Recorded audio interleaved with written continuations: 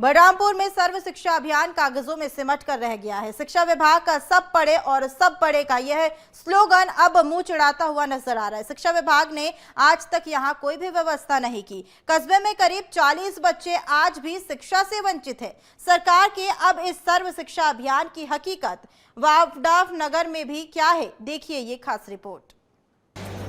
सब पढ़े और सब बड़े का स्लोगन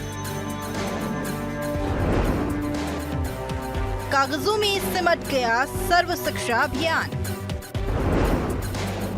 शिक्षा के लिए तरस रहे दत्तक पुत्र। 40 बच्चे आज भी है शिक्षा से वंचित। शिक्षा विभाग ने आज तक नहीं की कोई व्यवस्था। जी हां, हम बात कर रहे हैं वावडाफ नगर विकास खंड के झापर ग्राम पंचायत की, जहां कोरवापारा में निवास करने वाले लगभग 40 बच्चे आज भी शिक्षा और बिजली जैसी बुनियादी सुविधा के लिए तरस रहे हैं। कहने को तो ये राष्ट्रपति के दत्तक पुत्र हैं, लेकिन सरकार आज तक ना तो इन्हें बिजली उपलब्ध करा पाई और ना ही बच्चों को पढ़ने के लिए स्कूल दे पाई। आपको यह जानकर हैरानी होगी कि यहाँ के बच्चों को प्राइमरी स्कूल की शिक्षा के लिए जंगली रास्ते से 3 किलोमीटर का सफर तय करना पड़ता है और वही माध्यमिक स्कूल की दूरी 5 किलोमीटर है, जिसकी वजह से पालक अपने बच्चे को स्कूल ही नहीं भेजते।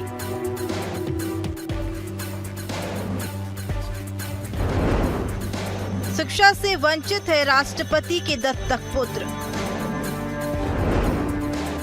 जंगली रास्ते से स्कूल जाने को है मजबूर। पालक अपने बच्चों को नहीं भेजते स्कूल। 3 किलोमीटर का है जंगल का सफर। ऐसा नहीं है कि यहाँ के लोगों ने बिजली और स्कूल के लिए प्रयास नहीं किए, बल्कि कई बार समस्या निवारण शिविर में इनके द्वारा मांग की गई है, लेकिन आज भी किसी ने इनकी फरियाद नहीं सुनी। ऐसे में अब यहाँ के ग्रामीण प्रशासन पर उपेक्षा का भी आरोप लगा रहे हैं। इसमें कम से कम तो 30-35 बच्चे हमारे स्कूल नहीं जा पाते हैं।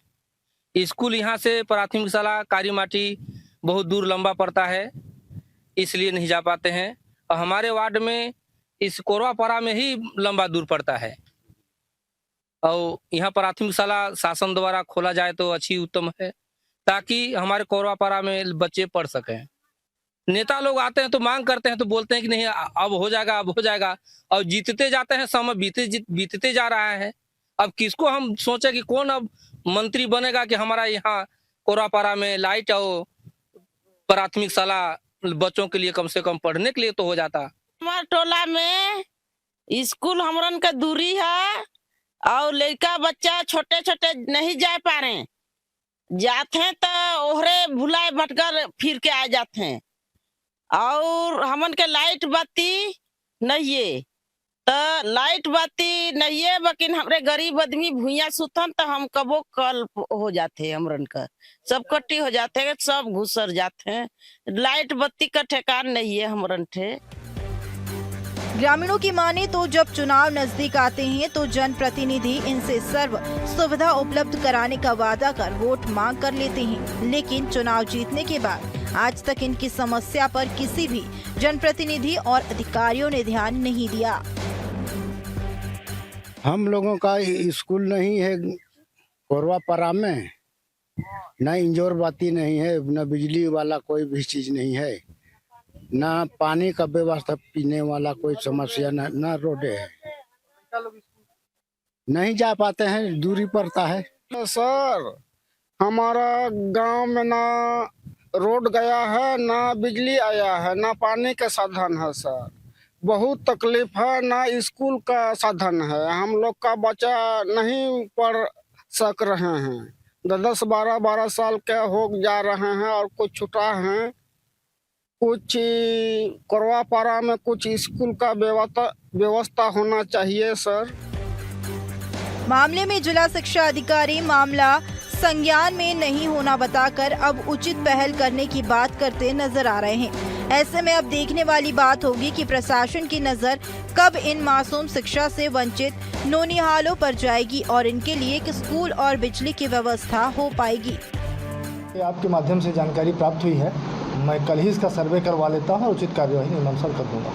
अगर ऐसी कोई बात है तो नवीन विद्यालय खोलने का प्रस्ताव भेज देंगे। एक तरफ दुनिया चांद पर जाने की तैयारी कर रहा है और दूसरी तरफ कोरवा पारा के लोग आज भी लालटेन युग में जिंदगी बिताने को मजबूर है। इनके घरों में तो अंधेरा ही है। आने वाली पीढ़ी का भविष्य भी अंधकारमय नजर आता है।